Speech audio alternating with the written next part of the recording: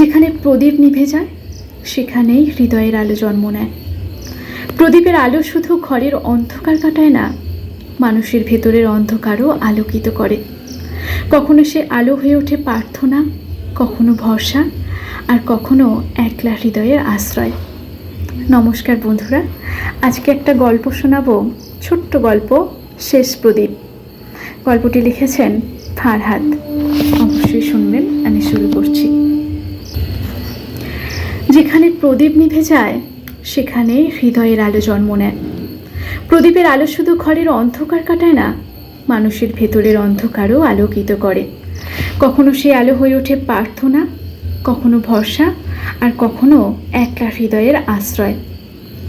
শীতের সকালে কুয়াশা নামা নদীর ঘাটে বসে প্রদীপ সাজাচ্ছিল কাকিমা। গ্রামে সবাই তাকে ডাকে প্রদীপওয়ালি।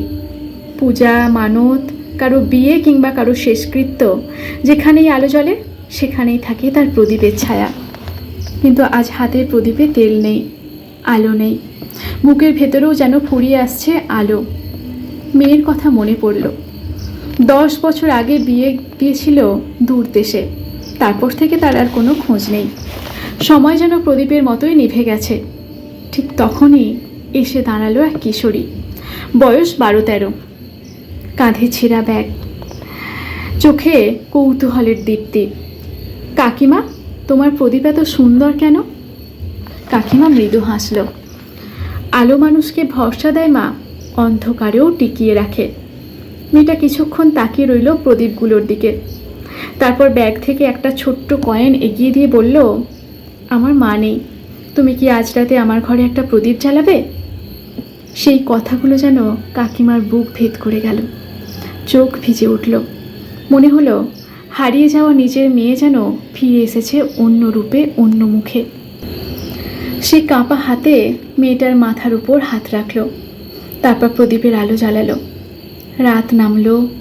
নদীর ওপার থেকে দেখা গেল কুঁড়ে ঘরের জানালা দিয়ে ছোট্ট প্রদীপের আলো ভেসে আসছে। সে আলো শুধু একটি অন্ধকার ঘর নয়, দুটি একলা হৃদয়কেও আলোকিত করছে। ভালোবাসা আসলে নিভে যায় না, সে কেবল ফিরে আসে, কখনো প্রদীপ হয়ে, কখনো মা হয়ে, কখনো অপরিচিত এক সম্পর্ক হয়ে।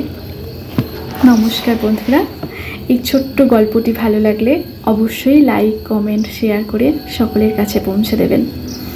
আর আমি শ্রাবণীর কথা ও কবিতা থেকে শ্রাবণী। আপনাদের যারা আমার কবিতা, কথা পছন্দ করেন, আপনাদের অসংখ্য ধন্যবাদ। এইভাবে পাশে থাকবেন, ভালোবেসে থাকবেন।